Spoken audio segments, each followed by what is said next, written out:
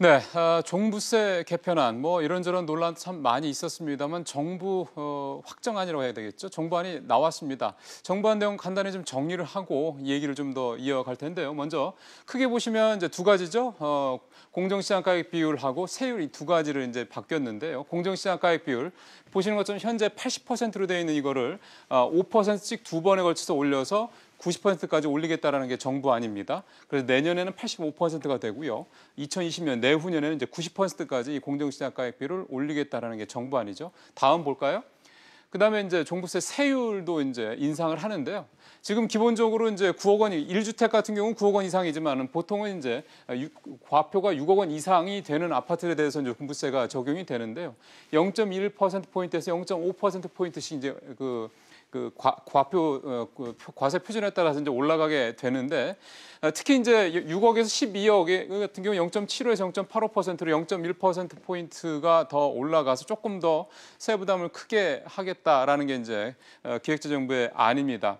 아마 이 세율과 관련해서 가장 중요한 부분은 이 3주택자 이상, 이 다주택자에 대해서 과표 6억 원을 초과할 경우 0.3%포인트를 추가로 더한다. 이 부분이 아닐까 싶습니다. 그러니까 결국은 집이 세 채 이상 있는 다주택자에 대해서는 그만큼 세부담을 더 높게 하겠다. 이게 이제 정부안의 중요 내용 가운데 하나고요. 여기에 좀 덧붙이자면 토지에 관한 부분에 있어서는 이 종합합산 토지 같은 경우는 0.25에서 0.1%포인트를 올리기로 했고요. 별도 합산 토지, 우리가 흔히 생각하는 이제 공장이라든가 이런 데 건물에 붙어 있는 그 토지들을 얘기합니다. 이거 같은 경우는 지금의 수준을 그대로 유지하기로 했다. 이 정도 내용이 이번에 정부안 확정된 내용이라고 보시면 되겠습니다. 지금부터 이 종부세가 확정된 내용과 관련해서 이제 보완할 점 혹시 없는 건지, 의미는 좀 무엇가 있을지 여전히 논란이 좀 있고요. 왜 그럼 이런 논란이 계속해서 끊이지 않고 나오는지 이런 부분들에 대한 그 배경도 좀 살펴보도록 하겠습니다. 또 무엇보다 이번 종부세 이 정부안 확정된 것과 관련해서 향후 시장에 미칠 영향도 결국은 여러분들께서 궁금해하시는 부분일 거기 때문에 이 부분까지 오늘 마지막에 살펴보도록 하겠습니다. 오늘 도움 말씀을 위해서 명지대 권대중 교수, 강남대 유호림 교수 두 분 모셨습니다. 잠시 후 이분들과 함께 얘기 나눠보겠습니다.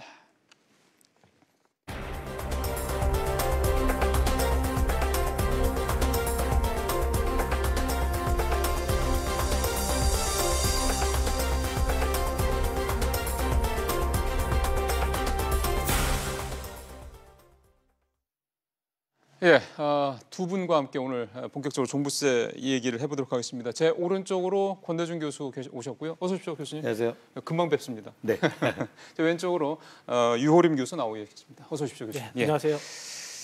일단은 두 분이 종부세 정부안을 어떻게 판단하시는지 두 분의 평가부터 좀 들어보고 본격적인 내용 좀 얘기해봤으면 좋겠는데 우리 교수님께서 먼저 좀 해주시죠. 네.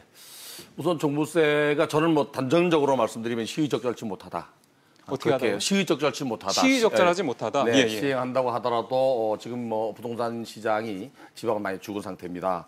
특히 이제 그 지난해 예산이 359조 5천억이었는데요. 이 세금으로 징수한 게 265조 4천억 정도 됩니다.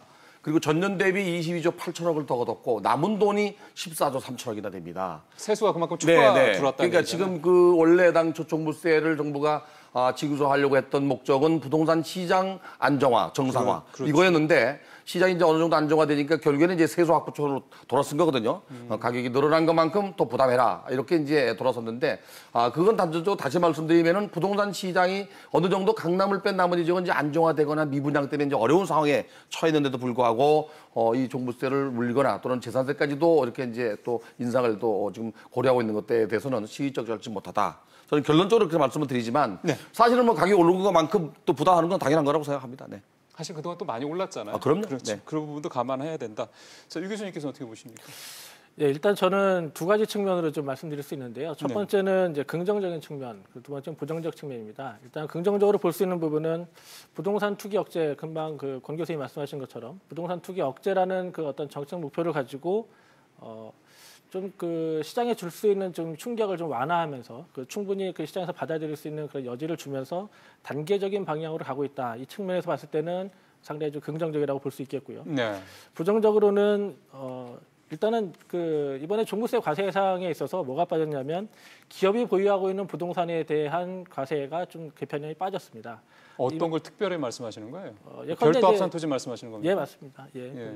예컨대 이제 대기업이 보유하고 있는 그 토지 같은 경우가 사실은 그 시가 반영률도 매우 낮을 뿐만 아니고 그렇긴 하죠. 그다음에 종부세 과세에서 빠져 있기 때문에 이번에 이렇게 그 계산하는 과정에서 이제 이런 것들이 함께 고려됐으면 더 좋았을 것이라는 생각이 있고요. 두 번째로는 고가주택이 역시 좀 문제가 될 수 있었는데 다주택에 대해서는 과세를 강화하면서 고가주택에 대해서는 역시 약간은 그 배려를 해주는 이런 방향으로 갔다는 점에서 다소 좀 아쉽고, 그렇다면 만약에 정부가 이번 그 종부세 개편의 목적이 부동산의 투기 또는 부동산 가치의 상승에 따른 어떤 조세 공평의 차원으로 접근했다라고 한다면 다소 미흡한 면이 있지 않은가, 이런 측면에서 제가 부정적이라고 말씀을 드린 것이고요. 다만 이제 제가 좀 거시적으로 좀 더 크게 본다면 이번 정부가 지금 주장하고 있는 것이 소득주도 성장 정책 아니겠습니까? 그렇죠. 그럼 소득주도 성장 정책에서 봤을 때 이 거시적인 정책을 집행함에 있어서 조세 정책도 역시 같은 방향으로 정합성을 이루어서 맞춰가야 되는 것이 맞거든요. 그런데 그런 측면에서 본다면 이 문재인 정부에서 불공평 문제를 해소하기 위해서 소득주도 성장을 들고 나왔다라고 한다면 불공평을 해소하기 위한 차원으로서 조세 정책을, 다시 말하면 부동산 정책을 조금 더 강화해서 가야 되지 않았느냐, 뭐 이런 정도 말씀드릴 수 있겠습니다. 아까 고가주택이라고 말씀하신 거는 1주택을 말씀하시는 건가요? 네, 왜냐하면 이번에 1주택자 같은 경우 1주택, 2주택은 빠졌잖아요. 네. 그래서 그 말씀하시는 건 이제 그 부분이죠. 이제 그 부분에 대해서 우리 시청자분께서 그 고가주택이라는 건 1주택에 해당되는 거라고 좀 감안을 하시고 이해를 해 주시면 될 것 같습니다. 지금부터 본격적으로 좀 얘기를 해볼 텐데, 지금 두 분이 사실 생각이 조금 다르시긴 합니다. 네. 뭐 물론 다들 그럴 만한 설득력 있는 근거를 가지고 계신 말씀인데, 근데 두 분뿐만이 아니라 우리 사회 전체가 이 종부세와 관련해서 이미 정부 확정안이 나왔음에도 불구하고 계속해서 논란이 끊이질 않고 있거든요. 그러면 왜 이 종부세 문제가 논란이 끊이지 않고 있느냐에 대해서 한번 좀 짚어볼 필요가 있다는 생각이 좀 듭니다. 그래서 오늘 이 부분부터 좀 얘기를 시작해봤으면 좋겠는데, 공 교수님께서는 왜 이 종부세 정부안이 나왔는데 이게 미흡해서 그런 건지, 아니면 너무 과해서 그런 건지, 아니면 무슨 다른 이유가 있는 건지, 왜 논란이 끊이질 않을까요? 그것도 양면성이 있는 것 같습니다. 지금 그 종부세가 6억 원 이하는 일단 그 과세가 되잖아요. 그렇죠. 서울의 중위권 평균 가격이 6억이 넘습니다, 이미. 그럼 서울은 대부분 그렇죠. 반 이상 다 해당된다고 봐야 되고, 또 하나는 이제 6억서 9억 원은 다른 그 구간보다 좀 더 중과세 하는 쪽으로 갔거든요. 지금 0.05% 올렸습니다. 그렇죠. 그러면서도 이제 1가구 1주택에 대해서는 보편적으로 이제 그 세율을 적용했지만 1가구 3주택에 대해서는 이 중과세를 하다시피 0.03% 또 올렸습니다. 추가했죠. 그런데 정부에서 발표한 것은 이렇게 이제 1가구 3주택에 대해서는 추가 세금을 더 누진적으로 과세하는데 대가가 뭐냐면 임대주택 등록해라 이거거든요. 임대주택 그렇죠. 등록하면 안 된다 이거죠. 아닙니다. 임대주택 등록은 규모가 국민주택 규모 이하인 85제곱미터 이하하고 금액이 6억 원 이하일 때 세제 혜택이 있습니다. 그 이상은 중대형 아파트나 고가 아파트는 임대주택 등록을 해도 혜택이 없습니다. 일단 그게 문제입니다. 대부분 서울의 중위권 가격이 6억이 넘기 때문에 강남 4구를 비롯한 주변 지역의 아파트 가격은 6억 원 이하가 별로 없다고 봐야 돼요. 공시가격으로 따지면 뭐 좀 반 정도 해당이 된다고 볼 수 있지만 어쨌든 이 정부가 하는 이해가 좀 다를 수가 있죠. 네. 공 교수님 말씀 들었고요. 유 교수님은 이 논란이 끊이지 않는 배경에 뭐가 있다고 보십니까? 일단은 이번 그 보유세 개편이 추진되면서 보유세 개편의 그 추진의 주체가 됐던 그 여러 그 유관기관들이 각각 그 다른 견해를 밝혀왔기 때문이라고 생각이 드는데요. 유관기관들은 어디를 말씀하시는 거예요? 뭐 말씀드리자면 재정특위가 가지고 있는 입장, 그리고 그다음에 기획재정부가 가지고 있는 입장, 그리고 뭐 기관이라고 하긴 그렇습니다만 시민단체가 얘기하고 있는 입장이 각각 다 다르니까 국민들의 입장에서 이제 어느 관점으로 이해해야 되는가 하는 문제도 있을 것이고, 또 그런 관점에서 각각의 그 말씀드린 그 대표적인 세 단체에서 또는 기관 또는 단체에서 바라보고 있는 보유세 개편의 목적이 다 다르기 때문에 다 다른 이야기를 하고 있는 것이죠. 그러면 하나하나 좀 쪼개보죠. 일단 재정개혁 특위 얘기부터 해보죠. 네, 재정개혁 특위는 사실 이번에 그 보유세 개편뿐만 아니고 향후에 어떻게 우리나라의 세제를 개편해 갈 것인가 중장기적인 계획을 계속 이제 만들어 가고 있는 그런 상황인데요. 거기에 이제 전략적인 목표가 있는 것으로 보입니다. 다름 아니라 이번 정부에서 추진하고 있는 핵심적인 정책이 앞서 말씀드린 소득주도 성장 아니겠습니까? 그렇죠.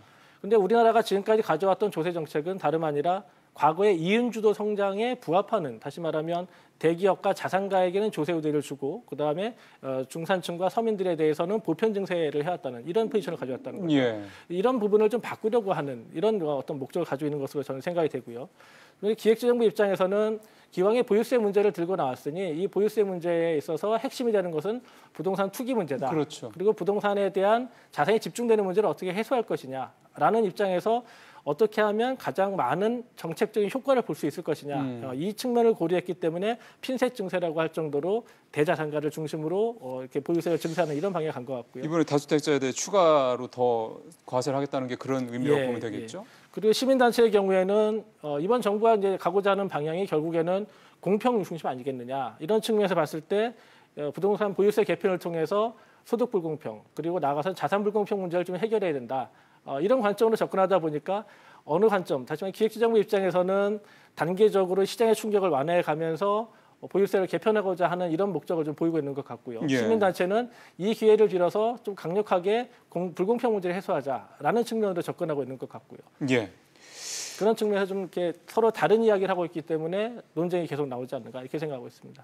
이 부분은 제가 좀 추가로 하나만 더 좀 문제제기를 하고 싶은 게 최근에 이제 언론에서 김상조 공정거래위원장하고 그 다음에 전성인 이제 홍익대 교수인가요? 그 두 분하고의 일종의 이제 약간 배틀이 붙었습니다. 그게 뭐냐면 김상조 위원장이 진보 쪽에서 너무 어그레시브하게 공격적으로 지금 그 개혁을 굉장히 빨리 하기를 원하는 것 같은데 너무 급하게 마음 먹어서는 실패할 가능성이 높다. 그렇게 이제 얘기를 하면서 이를테면 진보 쪽에 이제 이를테면 진보 단체들을 중심으로 하겠죠. 이제 너무 이제 급하다, 조급하다 이렇게 얘기를 했고 반대로 이제 전성인 교수는 오히려 정부가 너무 조급하게 해가지고 다시 친기업적으로 돌아서는 게 아니냐. 예전에 참여정부처럼 그런 식 얘기를 하면서 지금 약간 논란이 붙고 있는데 이 부분을 이 보유세를 바라보는 시각 좀 그런 게 있는 것 같습니다. 좀 이를테면 좀 자산을 많이 갖고 있는 사람들, 소위 말하는 부자들에 대한 쪽으로 좀 이게 완화했다라는 것 자체, 또 그랬다는 게 결국 그런 공평과세라든가 이런 조세 형평성 문제에 대한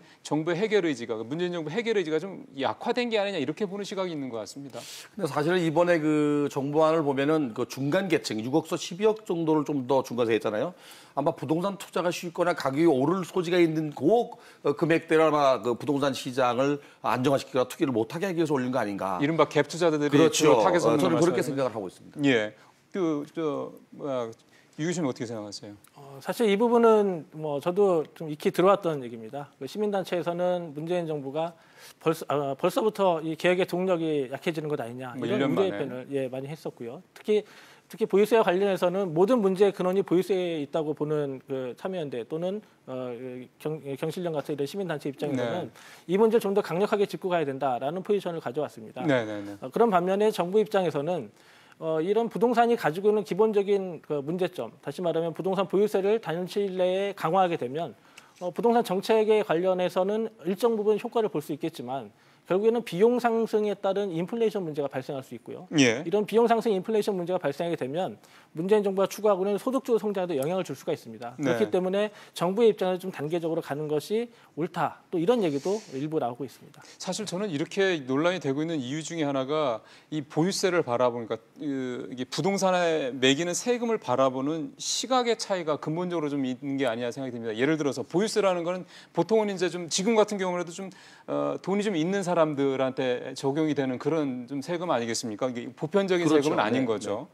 근데 따지고 보면은 그 집이나 그 땅이 그렇게까지 비싼 어떤 땅이나 집이 되는 과정을 살펴보면은 그게 과연 그 땅 소유자나 그 집 소유자들만의 힘으로 된 거냐? 그건 아닐 거란 말이에요. 분명히 개발이 되는 측면에서 봤을 때는 그 지자체라든가 정부의 역할이 분명히 컸을 거고요. 거기에 아주 다양한 어떤 편의시설에 들어서는 거는 역시 어떤 사회적인 측면도 있을 거란 말이죠.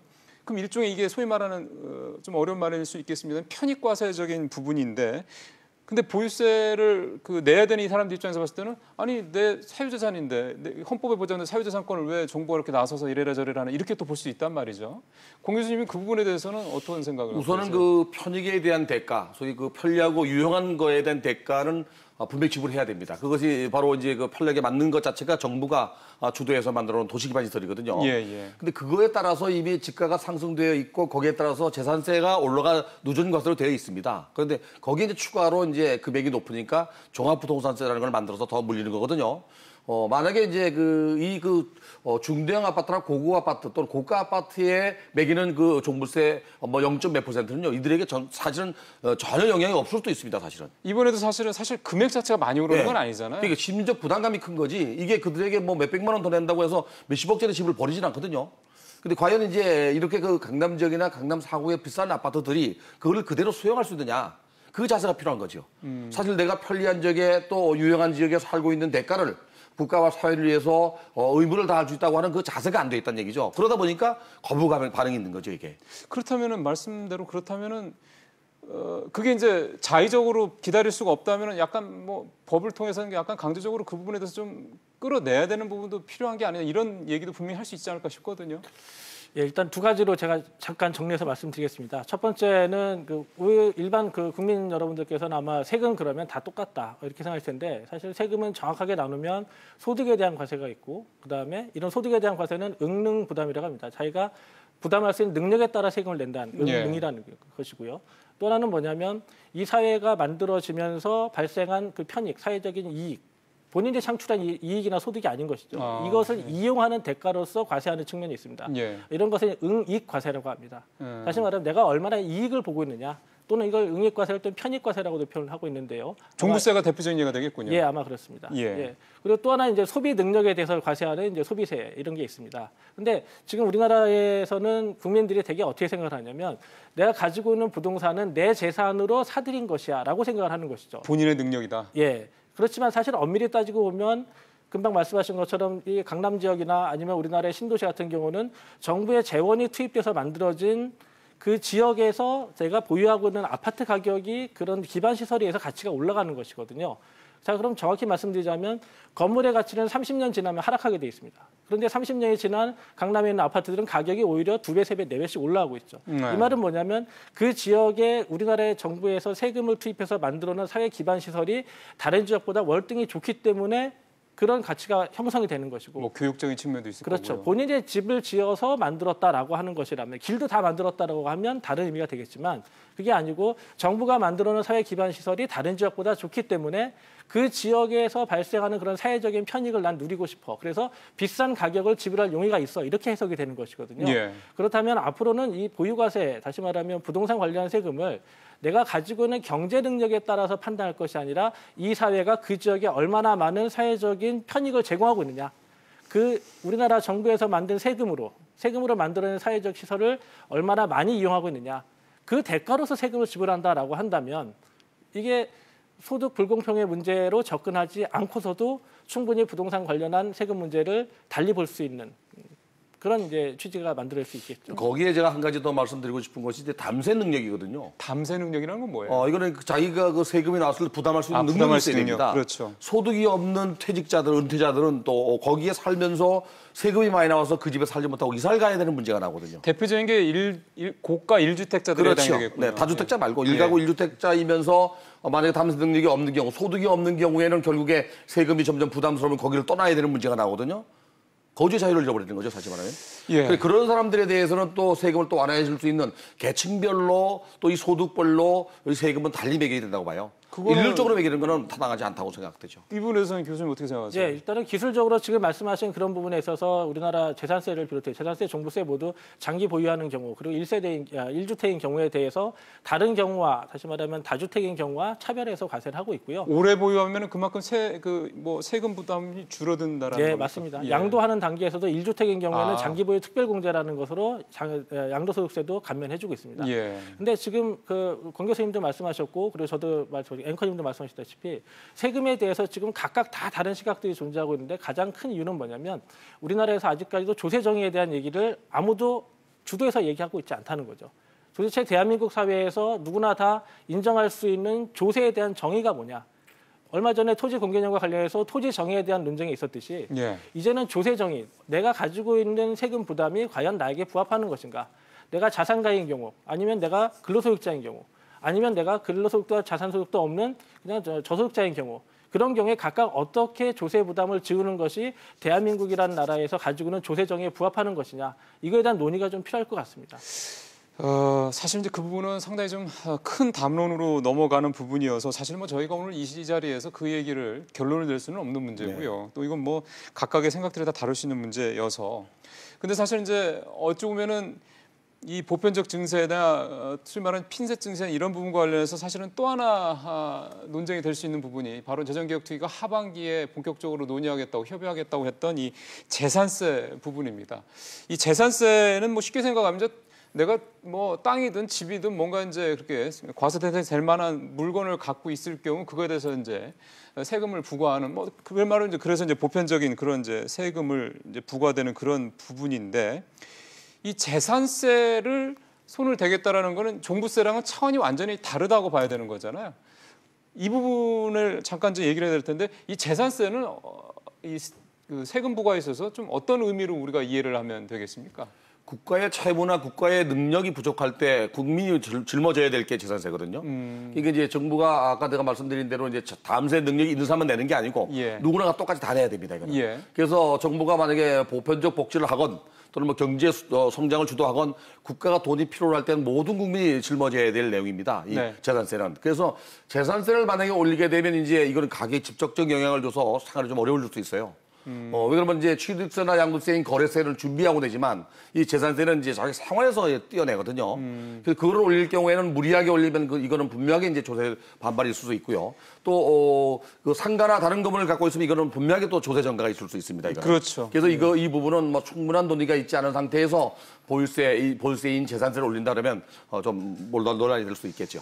그런데 지금 말씀하신 대로 그만큼 소위 말해서 해당되는 사람들이 굉장히 넓어진다라는 거잖아요. 종부세에 비해서. 근데 재정개혁특위가 이 재산세를 손을 봐야 된다라고 얘기하는 건 또 나름의 근거가 있을 겁니다. 어떤 면에서 특위가 이 재산세를 손을 봐야 된다, 개선해야 된다라고는 입장을 갖고 있는 걸까요? 예, 앞서 말씀드린 것처럼 그 재정특위의 입장은 소득주도 성장을 어떻게 지원할 수 있는 방향으로 조세를 개편할 것인가 하는 부분인데요. 소득주도 성장이라고 한다면 이제 그 노동을 하는 사람들에게 더 많은 소득을 분배하겠다라는 것이 경제 이론의 그렇죠. 가장 기본이 되는 것이고요. 그런 정책을 추진함에 있어서 보조적으로 기능해야 되는 것이 조세 정책입니다. 예. 근데 지금 현재 우리나라의 조세 제도를 보면 앞서 말씀드린 것처럼 과거 40년 동안 이윤주도 성장 방식으로 조세 제도가 만들어져 왔기 때문에 자산가와 그리고 대기업에 대해서는 조세 감면을 많이 해주고 예. 그렇지 않은 일반 서민이나 중산층에 대해서는 조세 부담이 상당히 좀 높아지고 있는 그런 경향을 지금 계속해서 보이고 있습니다. 이 말 형평성의 문제가 있다는 말씀이신 거죠? 예, 그렇습니다. 예컨대 지금 현재 그 10억짜리 시가 10억짜리 주택에 대해서 재산세를 1년에 얼마를 내느냐 단순히 계산을 해보면 10억에서 아마 시가로는 아마 7억에서 6억 사이가 될 텐데 7억을 잡고요. 거기서 공정시장 가격비를 대략 60%를 잡으면 4억 2천만 원이 과세 기준이 됩니다. 네. 이 4억 2천만 원에 대략 0.4% 정도 세율이 적용될 거고 그 0.4% 세율 적용되는 것에 아마도 1주택이거나 오랜 동안 보유했으면은 또 공제액이 또 그렇죠. 붙을 건데 그렇게 되면 대략 한 105만 원 정도 세금을 내게 됩니다. 그러니까 대략 10억짜리 시세 아파트를 갖고 있을 경우 1년에 내는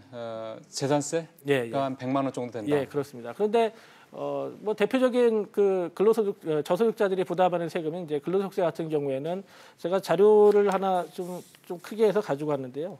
2006년부터 2015년까지 소득 수준이 21% 상승하는 동안 세금은 대략 75% 정도 증가했거든요. 소득보다 세금이 훨씬 많이 올랐다는 얘기네요. 그렇죠. 대략 3.5배 정도 올랐다고 보시면 되는데 이러한 잘못된 조세 제도를 바꾸겠다라는 취지에서 재산세 부담을 일부 높여야 된다.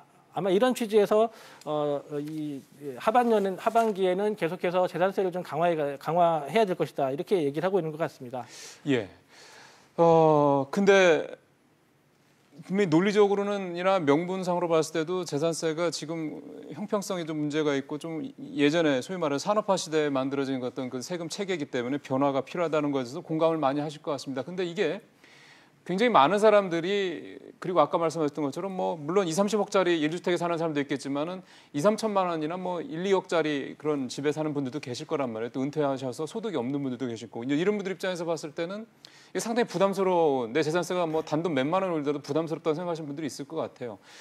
그럼에도 불구하고 이런 상황들을 가면서 재산세가 현실화될 필요도 분명히 있다라는 지적도 있기 때문에 이 재산세 문제를 좀 어떻게 풀어가는 게 합리적일까 이 부분을 좀 이 자리에서 한번 논의를 좀 해봤으면 좋겠는데 일단 공 교수님은 이 재산세 문제를 개선을 해야 된다고 보십니까? 그렇죠. 재산세 자체가 지금도 누진 것에 되어 있습니다. 금액이 그렇죠. 많으면 더 많이 내고 적으면 더 적게 내는데 이 재산을 갖고 있는 사람은 누구나가 이제 부담해야 되는 국가의 의무거든요, 이게. 권리적 의무인데 이 재산세가 아까 우리 유 교수 말씀하신 대로 이제 기업체 같은 경우는 전기세도 낮아져 있고 산업용 전기가 낮듯이 재산세도 낮아져 있어요. 이것도 현실화시켜야 될 필요는 있고요. 또 개인이 갖고 있는 자산이 또 이 규모에 따라서 쓸모가 없는데도 불구하고 또 부과돼서 나오는 경우가 있어요. 예를 들면 뭐 자연공업법상 공원용지가 되어 있거나 이렇게 되어 있는 건 안 내지만 그냥 뭐 이마도 넓은 거를 그냥 갖고 있다면 용도 지역이 특수한 지역이 아니면 이것도 부과가 되거든요. 근데 사실 이 용도 가치는 아무것도 없거든요. 그래서 일단 그 가격이 오르거나 용도가 높고 다양한 것들은 좀 더 부과해도 될 것 같고 물건별로 그래서 차등화시켜야 되겠다는 거. 두 번째는 이제 아까 말씀드린 대로 소득별로 차등화시켜야 되고 물론 이제 아까 일반적인 내용으로는 뭐 이렇게 좀 차등화돼 있지만 세세하게는 안 돼 있거든요. 그래서 이 재산세를 손댄다 그러면 지역별로 물건별로 또 그 계층별로 소득 부분별로 좀 디테일하게 좀 이렇게 적용할 필요가 있다고 생각이 돼요. 근데 저는 좀 궁금증이 하나 드는 게 이번에 사실은 특위의 권고안보다도 기획재정부의 정부 최종안은 상당히 좀 그 강도가 약해졌다는 평가가 일반적으로 나오지 않습니까? 근데 이 재산세 부분을 이제 재정개혁특위가 하반기에 이제 손을 보겠다 그랬을 때 그거를 기획재정부가 과연 받아들일까 싶네요. 왜냐하면 금융소득 종합과세도 안 받아들였고 임대소득 문제도 받아들이지 않을 거라는 식으로 얘기가 좀 되고 있어서 이 재산세 문제도 결국은 임대소득세나 금융소득 종합과세랑 같은 전철을 밟게 되지 않을까 이런 생각이 좀 들거든요. 일단 먼저 말씀드릴 것은 그 재산세와 관련해서 기재부가 지금 앞으로 어떻게 하겠다라고 하는 어떤 명시적인 사인을 주지는 않았습니다. 다만 재정특위에서 논의가 이루어질 것이다라고 했는데요. 그런 재정특위에서 논의를 하고자 하는 것은 앞서 말씀드린 그런 거시적인 측면에서 개선이 필요하다. 그리고 그 부분에 대해서는 아마 권 교수님 말씀하신 것처럼 물건별로, 지역별로, 소득별로 이렇게 좀 세밀하게, 정밀하게 할 필요가 있을 텐데 제가 가장 우려하는 것은 지금 우리나라가 가지고 있는 그 재산세 제도에서 가장 문제가 되는 것이 두 가지입니다. 하나는 공시지가 제도고 또 하나는 공정시장 가격 비율인데 만약에 공시지가를 일률적으로 인상하겠다라고 하면 이거는 앞서 말씀드렸던 비용 상승 인플레이션으로 바로 연결될 수 있습니다. 왜냐하면 모든 주택, 건물, 부동산을 가지고 있는 사람들이 세부담이 동시에 다 올라갈 뿐만 아니고 그와 연동되어 있는 대략 60여 개 되는 건물이라든지 모든 것들이 다 상승되기 때문에 이 부분을 함부로 건드려서는 좀 어려울 것 같고요. 그다음에 두 번째 공정시장 가격 비율이 물건별로 각각 다르게 돼 있다는 문제가 있는데 이 물건별로 다르다라고 하는 것이 기업이 가지고 있는 비율하고 주택이 가지고 있는 비율 이런 것들도 약간 차이가 있긴 하지만 가장 근본적으로는 공시지가를 산정함에 있어서 표준지를 어디로 선정했느냐에 따라서 기업의 경우에는 굉장히 낮게 평가가 돼 있고 그다음에 아파트나 이 주택 같은 경우에는 상대적으로 높게 평가가 돼 있고 자 그렇다면 금방 권 교수님 말씀하신 그런 시각에서 봤을 때는 공시지가를 건드리겠다라고 한다면 가장 좋은 방법은 표준지가 잘못 선정돼 있어서 상대적으로 낮게 평가되어 있는 지역의 표준지를 바로잡는 이런 방법을 아주 정밀하게 생각해 볼 수 있겠고요. 공정시장 가격 비율 같은 경우는 현재 대략 토지가 한 50%, 그다음 아파트가 60에서 70% 선인데 지금 이번에 공정시장 가격 비율 종부세를 80%에서 90% 정도로 인상하지 않았습니까? 그렇다면 조금 더 정밀하게 계산이 필요하겠습니다만 기존의 80%와 60%, 약 20%포인트 정도 종부세와 재산세의 차이가 있었으니 아마도 선택 가능하다라고 하면 똑같은 방식으로 한 10%포인트 정도 인상하는 그런 정도라고 한다면 재산세에 직접적으로 미치는 영향을 크게 주지 않으면서도 표준지 선정이 잘못되어 있는 것을 바로잡으면서 공시지가가 상승하는 이런 효과를 얻을 수 있기 때문에 정책 목적도 일부 달성할 수 있는 좀 합리적인 방향이 되지 않을까 싶습니다.